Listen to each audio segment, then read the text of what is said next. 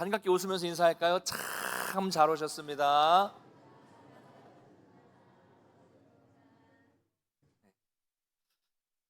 지난 시간에는 이 아브라함의 집에서 내보내지는 하갈과 이스마엘에 대한 이야기를 살펴봤습니다. 그들은 광야에서 방황하다가 물이 떨어지고 음석이 떨어져서 죽게 되었지만 하나님은 그 울부짖는 하갈, 울부짖는 이스마엘의 소리를 들어주셨습니다. 이처럼 하나님은 약속의 자녀가 아닌 이스마엘의 소리도 들으시고 이스마엘도 도우시는 하나님일진데 약속의 자녀인 우리의 기도를 들으시고 우리를 도우시는 것은 너무나도 당연한 일이 아니겠습니까? 그러므로 우리는 이런 하나님을 제대로 알아야 합니다. 하나님을 아는 지식에 우리가 더 깊어져야 한다는 것이죠. 그래야 하나님을 오해하거나 불평하거나 원망하지 않을 수 있는 것입니다. 하나님은 지금도 살아계시고 하나님은 지금도 우리와 함께 하시고 하나님은 언제나 저와 여러분의 부르짖는 울부짖는 소리를 들어주시는 하나님이다라는 이 사실을 여러분 절대로 잊지 않게 되시기를 바랍니다. 오늘 본문을 보면 이제 앞에서 등장했던 이 아비멜렉이라는 사람이 다시 등장을 합니다. 아비멜렉이 누구예요? 그랄 왕이라고 하죠. 근데 그랄은 블레셋 지역이었기 때문에 사실 아비멜렉은 블레셋의 왕입니다. 아비멜렉은 사람의 이름이 아니라고 했어요. 우리가 애굽 이집트의 왕을 바로 파라오라고 부르는 것처럼 블레셋 왕을 아비멜렉이라고 부릅니다. 자, 그런데 오늘 등장하는 이 아브라함의 모습, 오늘 이 아비멜렉과 이야기를 통해서 나타나는 이 아브라함의 모습은 우리가 지금까지 살펴봤던 이 모습과는 좀 다른 모습으로 나타나고 있어요. 여러분, 우리가 창세기 12장부터 쭉 아브라함의 이야기를 살펴봤지만 그동안 보았던 아브라함은 어떤 사람이었습니까?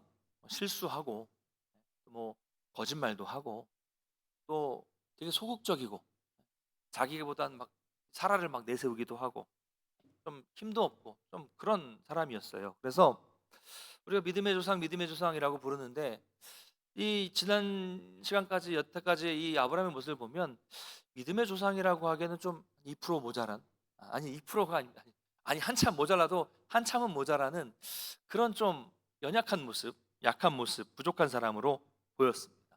그러나 이제는 어떻습니까? 그동안 약속의 말씀을 받았던 약속을 실제로 받게 되죠. 그 약속이 실현되죠. 그리고 불가능한 중에 약속했던 아들을 받았죠. 그런 과정을 통해서 이제 성숙해진, 믿음이 아주 성숙해진 모습으로 오늘 본문에 그려지고 있습니다. 자, 이것을 어떻게 할 수 있을까요? 오늘 아비멜렉과의 이야기를 통해서 우리는 발견하게 됩니다. 지금 아브라함이 머무는 땅은 그랄 땅이라고 했습니다.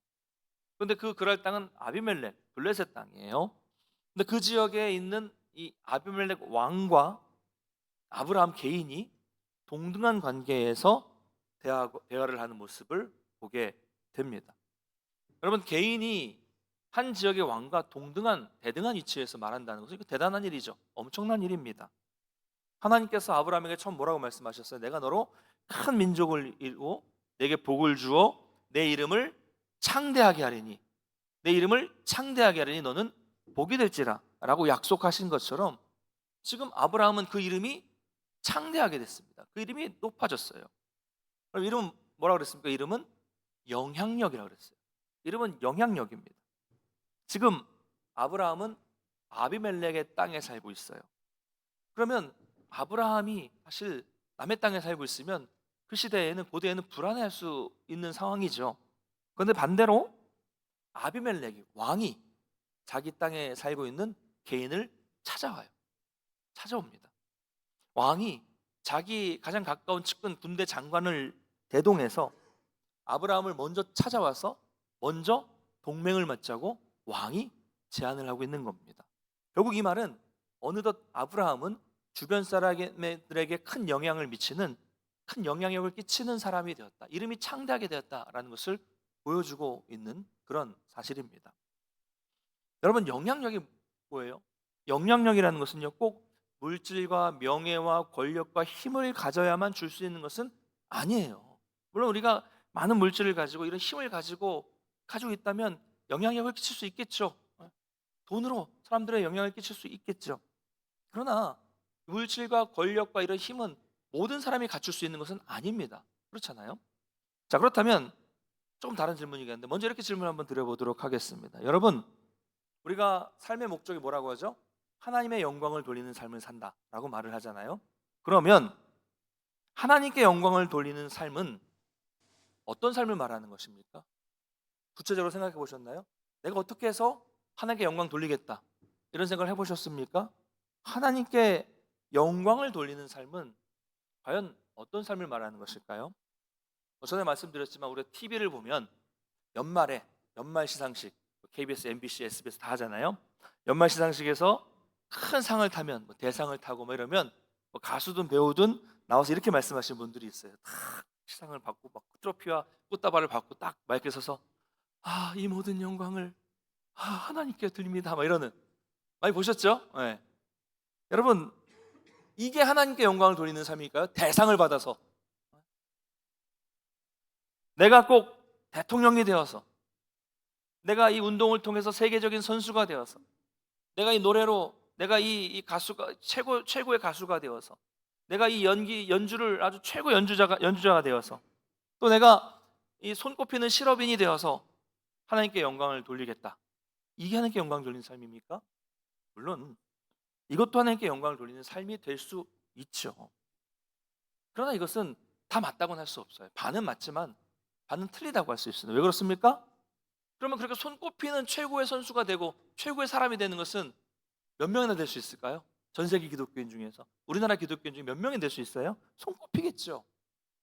이게 하나님의 영광이라면 우리는 대부분은 지금 하나님께 영광을 돌리고 있어요? 못 돌리고 있습니까? 못 돌리고 있는 거잖아요. 못 돌리고 있는 거예요. 말이 안 됩니다. 여러분, 우리가 하나님의 영광을 위해 사는 삶이라는 것은 꼭 대단한 사람이 되고 꼭 엄청난 사람이 되어야지만 할 수 있는 것이 아닙니다. 우리의 삶의 모든 영역을, 우리 삶의 일상의 모든 삶의 모든 영역을 통해서, 나의 삶을 통해서 하나님을 드러내는 삶을 사는 것이 바로 하나님의 영광을 위해 사는 삶이라는 것을 기억하시기를 바랍니다. 여러분, 이건 누구나 할 수 있잖아요. 지금 여러분도 할 수 있잖아요. 어느 자리에서든 할 수 있잖아요. 이겁니다. 여러분, 영향력이라는 것도 마찬가지예요.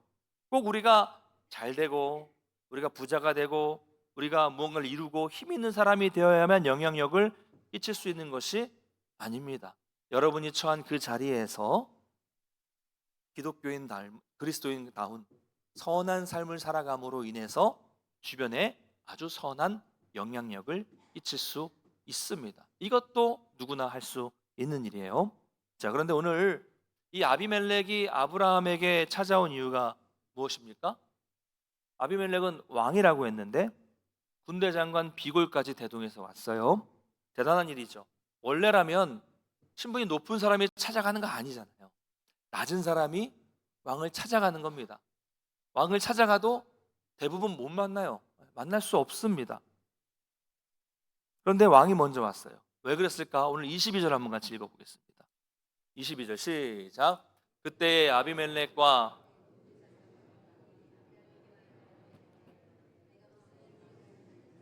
하나님이 너와 함께 계시도다. 아멘. 아주 중요한 말씀입니다. 네가 무슨 일을 하든지 보니까 하나님이 너와 함께 하시는구나. 그래서 찾아왔다는 겁니다. 여러분, 이것이 바로 영향력이에요. 먼저 알아보고, 다른 사람이 먼저 알아보고 먼저 찾아오는 겁니다. 여러분, 아비멜렉은 왕이니까 요즘 우리 시대로 보자면 국정원 같은 기관을 통해서 아브라함에 대한 정보를 이미 싹 다 알고 있었겠죠. 왕이니까 있었어요. 어쩌면 그랄 땅에 오기 전부터 점점 영향력을 키워가는 아브라함에 대해서 들었을 겁니다. 그런 아브라함이 자기 땅에 들어오니까 계속해서 아브라함을 주시했을 거예요. 계속 주시하고 있는데 가만히 보니까 이 아브라함은 뭔가 다르다는 것을 알게 됐고, 그리고 또 하나님이 함께하는 사람이다, 하나님이 그와 함께하기 때문에 다르다라는 것을 알게 된 겁니다. 그래서 하나님에 대한 궁금증이 생긴 거예요. 여러분, 우리가 앞에서 살펴봤지만 아비멜렉이 아브라함을 처음 본 것도 아니었어요. 그렇죠? 아브라함이 아내 사라를 누이라고 속였을 때 아비멜렉은 사라를 자기 아내로 삼으려고 데려갑니다. 그때 어떤 일이 벌어졌습니까? 밤에 꿈속에서 그 밤에 하나님께서 그에게 나타나셔서 사라에게 손도 대지 말라. 네가 죽는다라고 경고하셨어요. 사라로 인해서 큰 어려움에 처할 뻔한 거예요. 죽을 뻔했고 그 일로 인해서 집안의 태가 싹 다 종까지 태가 끊겨버렸습니다.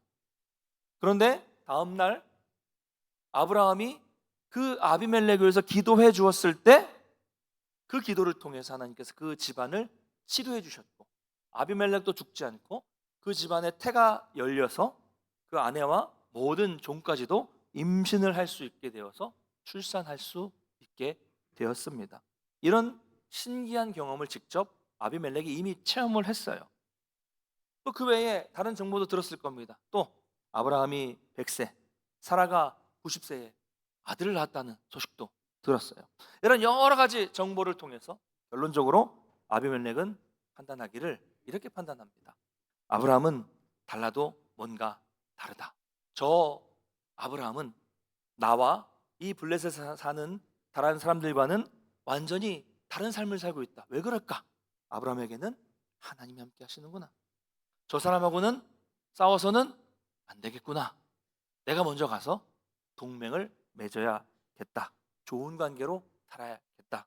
이런 결론을 내리고 아브라함을 찾아온 겁니다. 여러분, 아브라함이 힘이 강해서 찾아온 게 아니에요. 개인 아브라함이 군대가 있어봐야 얼마나 있겠습니까? 경제력이 있어봐야 얼마나 있겠습니까? 개인 아브라함과 블레셋이 이게 게임이 됩니까? 상대가 안 돼요. 힘이 있어서 먼저 온 게 아닙니다. 그러나 눈에 보이는 힘이 전부인 세상 속에서 아브라함은 보이지 않는 무언가에 붙들려서 살고 있다는 것을 아브라함이 보았기 때문에, 아비멜렉이 보았기 때문에, 아비멜렉이 알았기 때문에 찾아온 거예요. 여러분, 아브라함이 저는 하나님 믿는 사람입니다. 하나님은 저와 함께 하십니다. 하나님이 저와 함께 하기 때문에 저를 이길 수 없습니다. 이렇게 먼저 말했습니까? 아니죠. 아무 말도 하지 않았어요. 그런데 아비멜렉은 아브라함의 모습을 보고 먼저 와서 이렇게 고백합니다. 하나님이 너와 함께 하시는구나. 여러분, 이건 이방인의 고백이에요. 이방인의 고백입니다. 아무 말도 안 했지만 그냥 아브라함의 삶의 모습을 보고 이방인이 깨달은 것이죠. 그래서 먼저 동맹을 맺으려고 합니다. 이게 진짜 영향력입니다. 이런 게 영향력이에요. 사랑하는 성도 여러분, 제가 부임해서 처음에 이런 말씀을 많이 드렸는데 기억나실지 모르겠어요. 제가 말씀을 준비하면서 생각해 보니까 딱 오늘이 2019년 8월 18일 제가 부임해서 설교한 날인데 딱 5년째 되는 날이더라고요.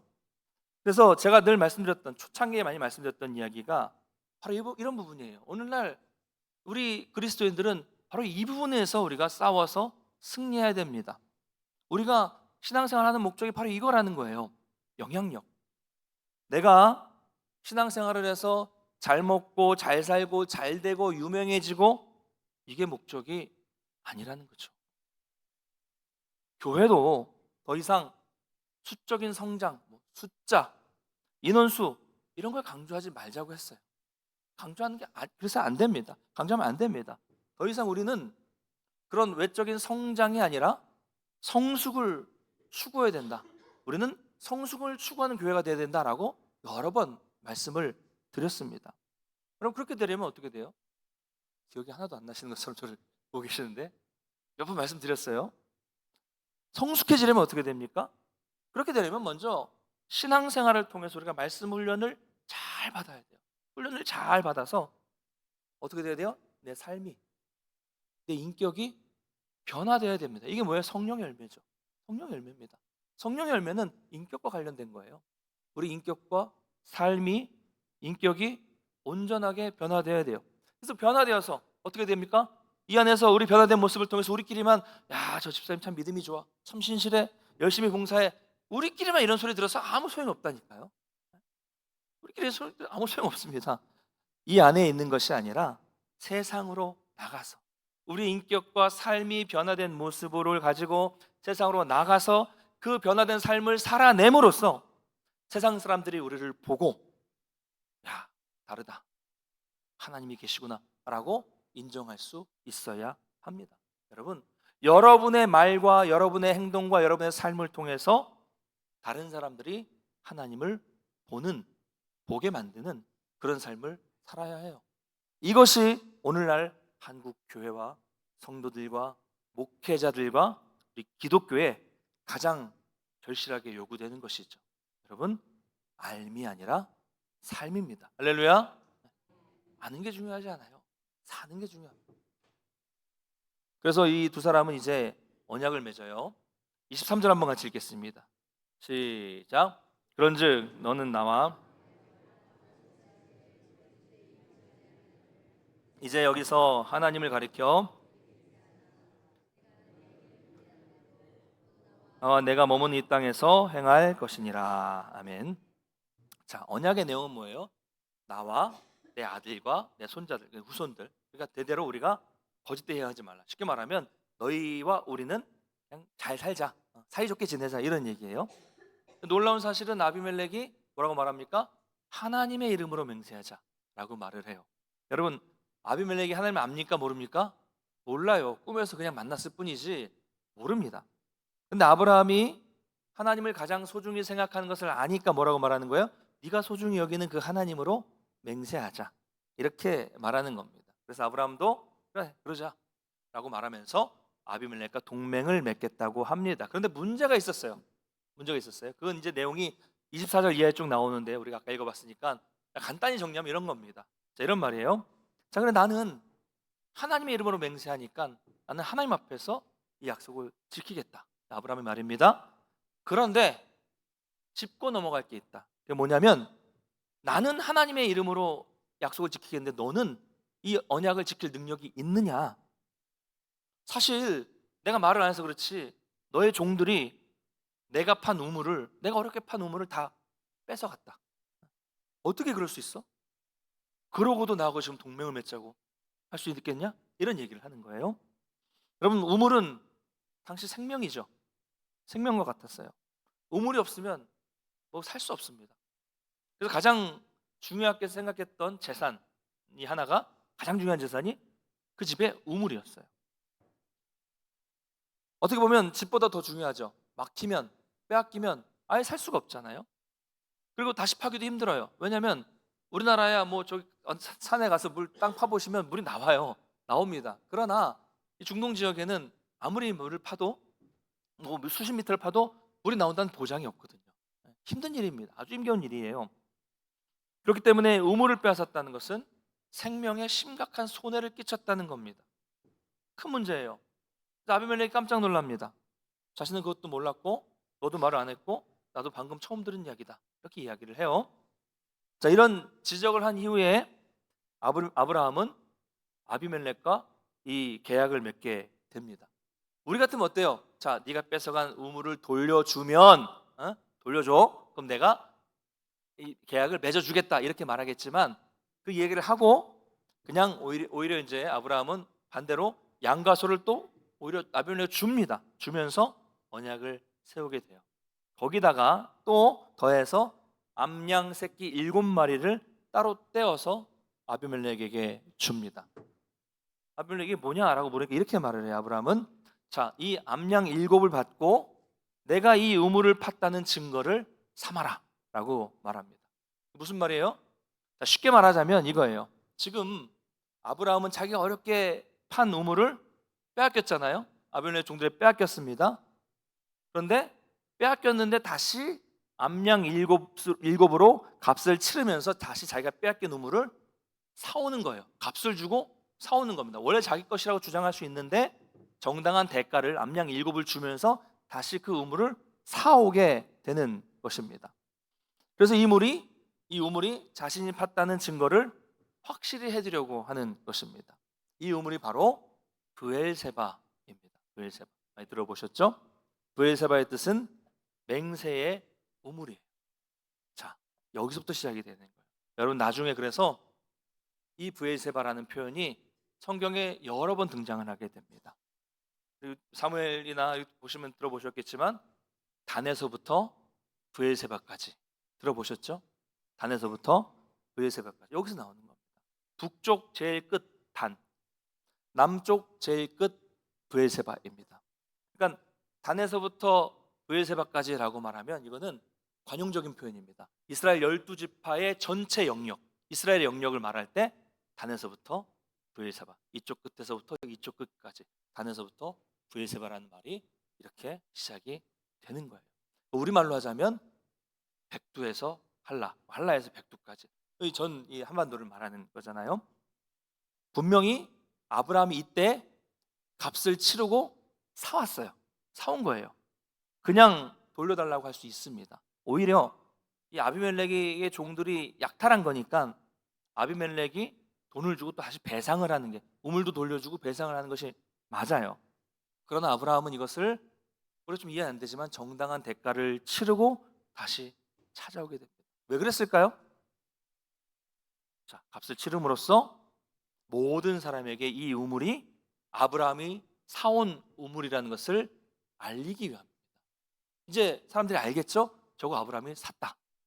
그래서 나중에 아브라함이 떠나더라도, 아브라함이 죽더라도 다시는 그 이후에 이 문제로 논란이나 다툼이 생기지 않도록 값을 다 치러놓고 정리해 두는 거죠. 이 우물은 아브라함의 우물.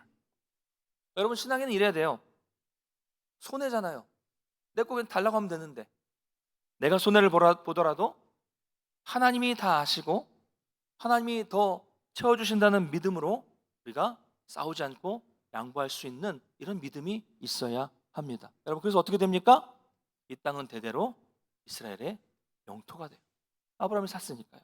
놀라운 일이죠. 이게 끝이 아니었습니다. 이 언약을 맺고 아비멜렉은 돌아갔지만 아브라함은 그곳에, 그 우물 옆에 에셀 나무를 심습니다. 에셀 나무는 생명력이 강한 나무라고 해요. 제가 그림으로만 봤는데, 생명력이 강하려면 뿌리를 아주 깊이 내려야 됩니다. 사람은 죽어도 이 에셀 나무는 계속 살아서 언약의 증거가 되는 것입니다. 그래서 후대 사람들이 이 브엘세바 옆에 있는 이 에셀 나무를 볼 때마다 아브라함이 암양 새끼 7을 주고 이 우물을 샀다, 이것은 아브라함이 판 우물이다 라는 것을 늘 떠올리게 하는, 이 언약의 증거가 되는 나무가 에셀나무입니다. 나무를 심었어요. 이것도 끝이 아니었습니다. 더 나아가서 아브라함은 또 거기에서 하나님의 이름을 불렀습니다. 즉 예배를 드렸어요. 여기에서도 항상 예배를 드리는 그런 아브라함의 모습을 볼 수 있습니다. 영원하신 하나님이 나를 도우시고 함께 하신다는 것을 기억하고 또 감사하고 선포하는 예배를 드림으로써 이 모든 일을 마무리하고 있습니다.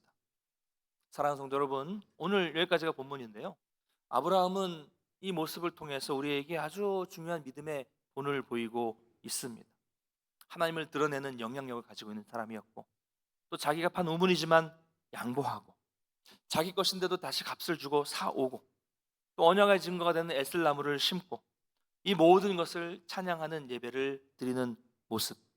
우리는 이 모습을 통해서 이제 아브라함이 과거에 부족했던 모습이 아니라 그 아브라함의 믿음이 절정에 이르게 되었다는 것을 알게 됐고, 이제 비로소 믿음의 조상이 되었다는 것을 볼 수 있습니다. 여러분, 오늘 본문에 나오는 이와 같은 아브라함의 모습이 바로 저와 여러분의 삶이 되고 신앙이 되어야 된다는 것을 기억하시기를 바랍니다. 주 안에서 사랑하는 우리 성도 여러분, 그러면 여러분, 그리스도인이란 누구를 말하는 것일까요? 그리스도인은 어떤 사람을 말합니까? 우리잖아요. 우리가 그리스도인이잖아요. 우리는 누굽니까? 여러분, 그리스도인은 끊임없이 예수님의 이름을 부르고 기억하고 감사하고 찬양하는 사람을 그리스도인이라고 말합니다. 근데 이건요, 말로 하는 게 아니에요. 나는 그리스도인입니다. 막 써붙이고 다니고 난 하면 찬양합니다. 말로 하는 게 아니에요. 그리스도인은 우리 삶으로 예배하는 사람, 우리 삶으로 드러내는 사람이 그리스도인인 줄 믿으시기 바랍니다. 그런 삶을 살 때 내가 말하지 않아도 사람들이 나를 먼저 인정해 주게 되는 거예요. 안 믿어지십니까? 성경 몇 구절 찾아볼게요. 창세기 39장 1절에서 3절 읽겠습니다. 시작. 요셉이 이끌려 애굽에 내려가매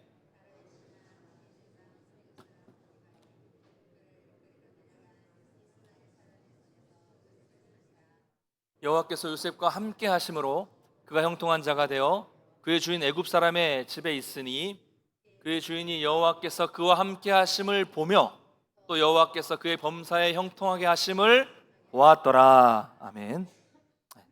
요셉이 이끌려 애굽 친위대장 보디발의 집으로 팔려갔습니다. 거기서 하루아침에 종의 신분이 되어 살지만 하나님이 그 종과 함께 하셨고 하나님이 함께 하셔서 그 가정에서도 요셉은 노예 신분이었지만 형통한 자가 되었다라고 말씀하고 있어요. 그랬더니 3절에 그의 주인이 누굽니까? 보디발, 애굽인, 이방인이죠. 하나님을 모르는 이방인이 여호와께서 요셉과 함께 하심을 뭐라고요? 보며 봤어요. 또 여호와께서 이 요셉의 범사에 형통하게 해주시는 것을 보았다라고 말씀하고 있습니다. 여러분, 하나님이 요셉과 함께 하신다는 것을 누가 봤다는 거예요? 이방인이 봤다는 겁니다. 이방인이 봤어요. 불신자가 봤다는 거예요. 이렇게 되는 겁니다. 여호수아 2장 9절에서 11절 한번 읽겠습니다. 시작. 말하되 여호와께서 이 땅을 너희에게 주신 줄을 내가 아노라. 우리가 너희를 심히 두려워하고 이 땅 주민들이 다 너희 앞에서 간담이 녹나니 이는 너희가 애굽에서 나올 때에 여호와께서 너희 앞에서 홍해물을 마르게 하신 일과 너희가 요단 저쪽에 있는 아모리 사람의 두 왕 시온과 옥에게 행한 일 곧 그들을 전멸시킨 일을 우리가 들었음이라.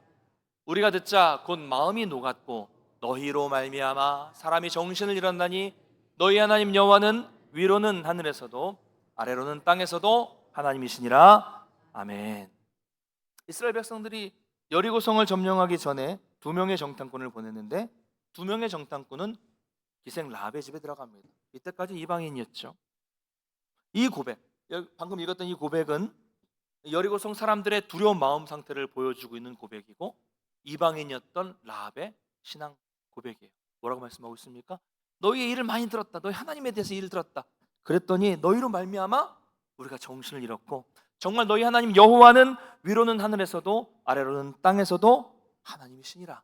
할렐루야. 이방인의 고백입니다. 놀라운 고백 아닙니까? 다니엘서 6장 26절 27절 한번 읽겠습니다. 시작. 내가 이제 조서를 내리노라.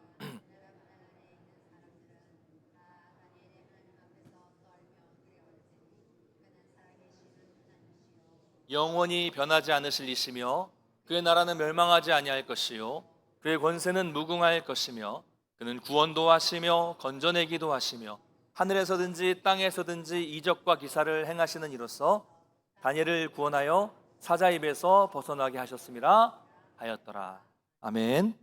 여러분, 다니엘이 왕의 명령을 어기고 하나님께 기도하다가 사자굴에 던져지게 됩니다. 다니엘을 사랑했던 다리오 왕이 다음날 급히 새벽에 사자굴로 갔을 때 다니엘이 살아있었어요. 이 다리오 왕이 너무 기뻐하면서 이렇게 고백합니다. 그는 살아계신 하나님이시오 영원히 변하지 않으실 이시며 그의 나라는 멸망하지 아니할 것이요 그의 권세는 무궁할 것이며 그는 구원도 하시며 건져내기도 하시며 하늘에서든지 땅에서든지 이적과 기사를 행하시는 분이시다. 할렐루야. 이방인 왕의 고백입니다. 여러분, 이런 고백을 들으면 너무 가슴 뭉클하지 않습니까? 이런 고백을 들으면 너무 통쾌하지 않습니까? 요셉이든 이 정탐꾼이든 다니엘이든 나는 하나님을 섬기는 사람이에요, 나 예수 믿는 사람이에요, 먼저 말했습니까? 아니에요. 그들의 삶을 보고 하나님이 그들과 동행하는 모습을 보면서 이 이방인들이 먼저 보고 이렇게 고백한 것입니다. 여러분, 저는 어디 가서 제가 목사입니다 밝히지 않아요. 누가 그런 말을 옆에서 우리 목사님 이런 말만 되게 민망해요. 그러지 마세요. 제발 그러지 마십시오. 민망합니다. 여러분, 사업하시면서 어디 가셔서 나는 어느 교회 장로입니다 이러지 마세요. 여러분, 거기 동네 가게 이런 데 가셔서 나 여기 동목회 권사야 이렇게 말씀하지 마세요. 사업하는 거하고 물건 사는 거하고 장로, 집사, 권사, 목사 이게 무슨 상관이 있습니까? 말씀하지 마십시오. 아무 말 하지 마십시오. 근데 자주 관계를 하다 보면 우리 모습을 보겠죠. 우리 모습을 보다가 좀 뭔가 다른 모습을, 본인 되는 모습을 보다가 혹시 목사님이신가요? 혹시 장로님이신가요? 혹시 권사님이신가요? 어쩐지 좀 달라 보였어요. 이게 맞잖아요, 그렇죠? 네. 나 어디 원로 장로야. 뭐 많이 봤어요. 많이. 이러지 마십시오. 그래놓고 나중에 뭐라 그래요? 다 밝혀놓고, 아, 성도들끼리 너무하네. 깎아주지도 않아 막 이러면서 막 죄송합니다. 표현이 그래. 진상을 피우면 어떻게 될까요? 물론 그 당사자를 교회 다니는 사람끼리 이해할 수 있겠지만 문제는 뭐냐면 옆에서 직원들이 교회 안 다니는 사람들이 봅니다. 그걸 봐요. 다 보고 있어요. 뭐라고 합니까? 교회 다니는 사람들은 상종도 하지 말자. 이러죠. 얼마나 부끄러운 일입니까? 우리는 다른 사람들이 먼저 여러분의 삶을 보면서 다르다는 것을 알아보고, 여러분 정말 하나님이 함께 하시는 사람이다라는 것을 알 수 있는 그런 삶을 살아갈 수 있게 되시기를 간절히 축복합니다. 이런 면에서 한편 우리는 교회에 모일 때도 조심해야 됩니다. 주의해야 됩니다. 우리 교회는 이 주택으로 둘러싸여 있잖아요. 만약에 여러분 주일마다 수요일 예배 있을 때마다 여러분 댁 앞에 늘 차들이 질비해 있고, 내 집 출입구 현관문까지 다 교회 차들이 가로막고 있고, 또 전화번호도 없는 차들이 매주 여러분 집 앞에 있으면 기분이 좋으시겠죠? 네. 그럴 리 없죠. 또 교회를 드나들면서 마당에서 우리가 막 모이면 다 보겠죠. 성도 주변 사람들 보겠죠? 다니면서 교회 마당에서 싸우고 욕하고 소리 지르고, 제가 그런 교회 있었잖아요. 분쟁이 있어가지고 교회 마당에 천막 치고 막 싸우고 막, 그 주변 사람들이 뭐라고 하겠습니까? 네. 뭐라고 하겠어요? 어휴, 이 교회 다니는 사람이라고도 안 해요. 어휴, 교회 다니는 것들이 더하네, 이러죠. 우리가 교회를 드나들 때도 하나님을 온전히 드러내기 위해서 말 한마디, 행동 하나, 주차 하나 하더라도 좀 손해 보더라도 신경 쓰고 조심해야 합니다. 그래서 여러분, 우리 교회 참 건강한 교회예요, 우리 참 좋은 일 많이 해요, 이런 말 하지 않아도, 그럼 안 해도 돼요. 하지 않아도 주변 이웃들이 먼저 보고, 저 교회는 좀 달라, 저 교회는 그래도 참 괜찮은 교회야, 저 교회는 우리 동네에 있어도 이유가 있어 라고, 이렇게 돼야 돼요. 할렐루야. 말씀 맺겠습니다. 우리 옆에 계신 분들하고 이렇게 인사하겠습니다. 당신을 보니 하나님이 함께 하시는 것을 알겠습니다.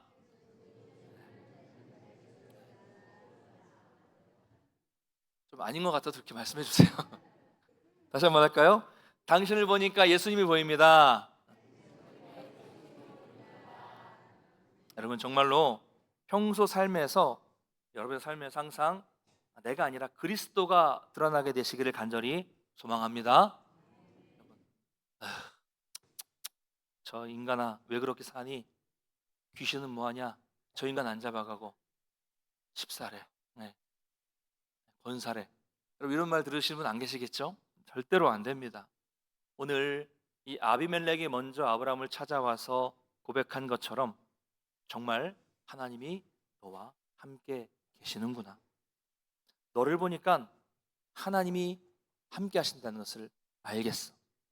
여러분 주변에 가까이 있는 사람들이 여러분의 말과 행동과 삶을 보면서 이런 고백을 할 수 있는, 그런 삶을 살아갈 수 있는 저와 여러분이 되시기를 간절히 축복합니다.